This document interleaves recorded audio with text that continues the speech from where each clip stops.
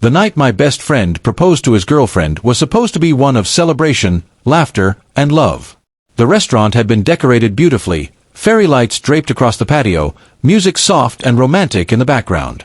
Everyone knew what was about to happen except for his girlfriend, of course. My own girlfriend, Lily, stood beside me, her hand tucked into mine as we watched my friend drop to one knee. The moment she said yes, the entire place erupted in applause. People clapped, cheered, and cried. It was perfect. I looked at Lily, smiling, thinking about how someday I wanted that to be us. We'd been together for nearly 3 years, and though things weren't perfect, I believed we were solid. So when I leaned close and whispered, "Someday, that'll be us," I expected her to smile or blush.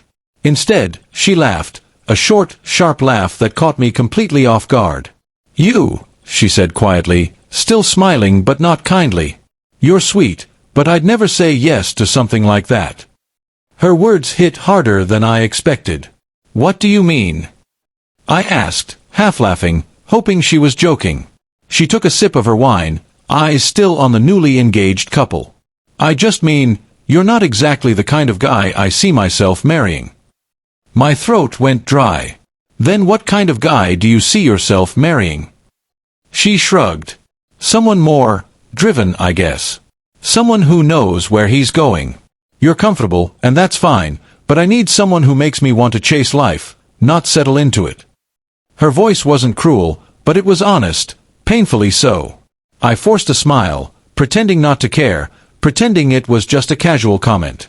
"Wow," I said softly. "Good to know." She laughed again, nudging my arm. "Don't take it personally. We're just different types of people. You know I care about you."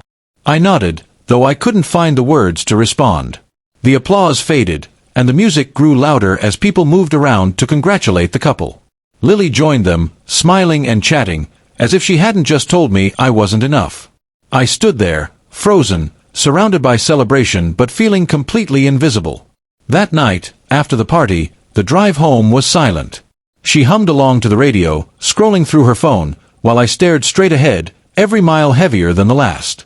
When we got to my apartment, she leaned over, kissed me on the cheek, and said, "You're quiet tonight.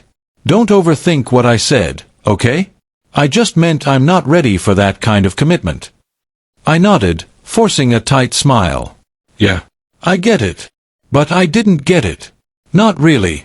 I stayed up half the night replaying her words in my head. "You're sweet, but I'd never say yes to something like that." It wasn't just rejection, it was a reflection of how she saw me. Small, safe, replaceable. Over the next few weeks, things felt different. Her texts came later, her laughter felt forced, and when we were together, her eyes always seemed to wander elsewhere. I tried to pretend everything was fine, but deep down, I knew the moment she said those words, something between us had cracked. Then, one evening, she called me. "We need to talk," she said. My chest tightened.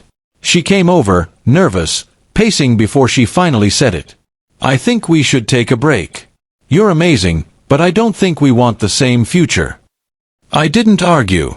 I just nodded. She looked almost relieved. "You're taking this better than I expected." "Because I already knew," I said quietly. "You told me that night." She froze, realizing what I meant. "I didn't mean it like, you did," I said softly. "And that's okay. You were just brave enough to say what I couldn't admit.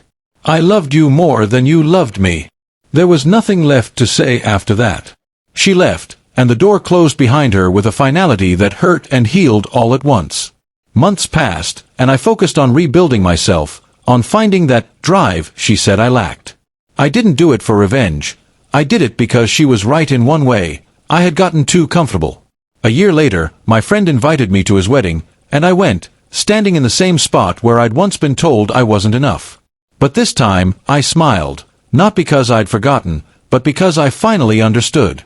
Sometimes people walk into your life to show you what you're capable of becoming when they leave.